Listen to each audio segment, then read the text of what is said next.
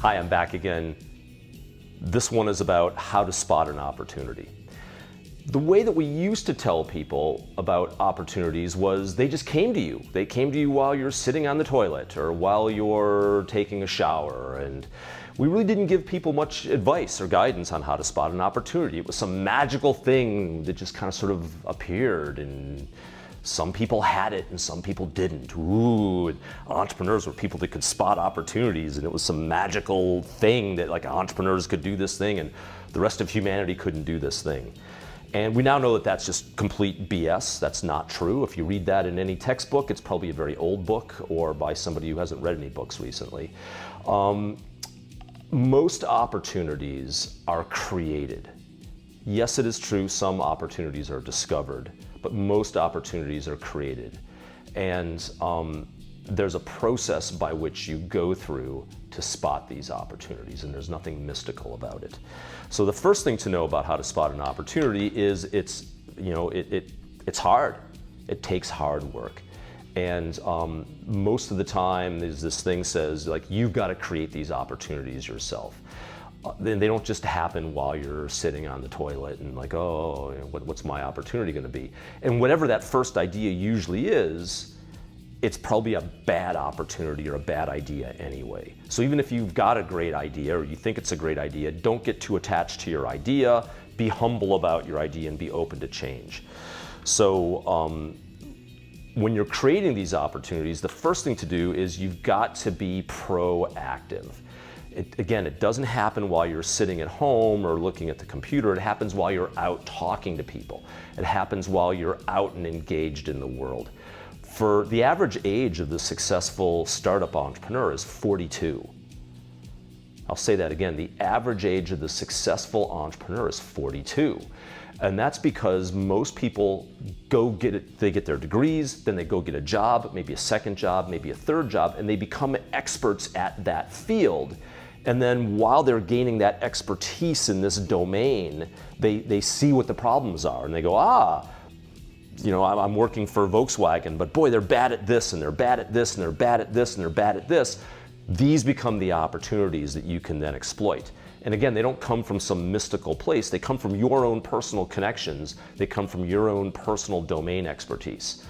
And the other thing that it has to be is it has to be exciting to you, which means you've got to know yourself a little bit as well too, because it's not enough to just have an opportunity. It has to be an opportunity that you want to pursue and that you've got the resources to do. So just to show this in a graphical form, there's this Venn diagram of the market might say that there's an opportunity. So for example, there might be a great opportunity for somebody to start up a dirndl shop and spend $300,000 on inventory. But I don't have $300,000. Well, I might, but if I did, I wouldn't want to spend it on this. But you might not have $300,000.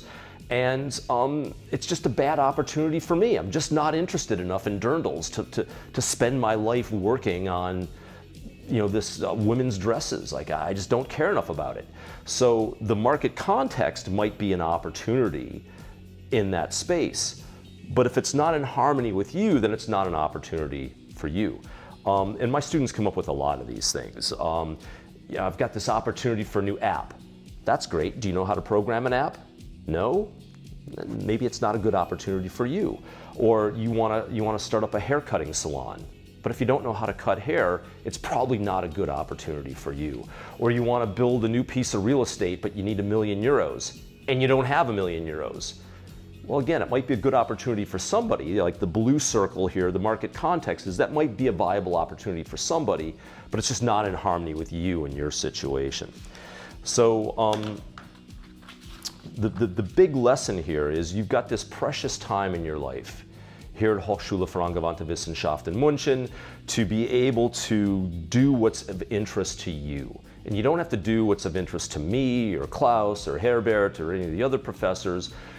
Don't waste this precious time of your life doing something that you're not interested in. Take the time to get to know yourself.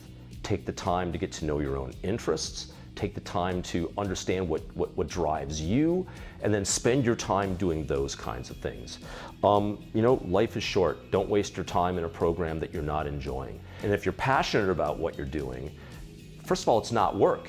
Instead of watching a soccer game on a Saturday afternoon, you're like, I'd much rather be working on this project. And if you find yourself saying, I'm not interested in this project, I'd rather be sitting around watching a soccer game, then you might want to question what you're spending your time working on and whether this is the opportunity that you should be working on. So that's the end of the opportunity spotting one.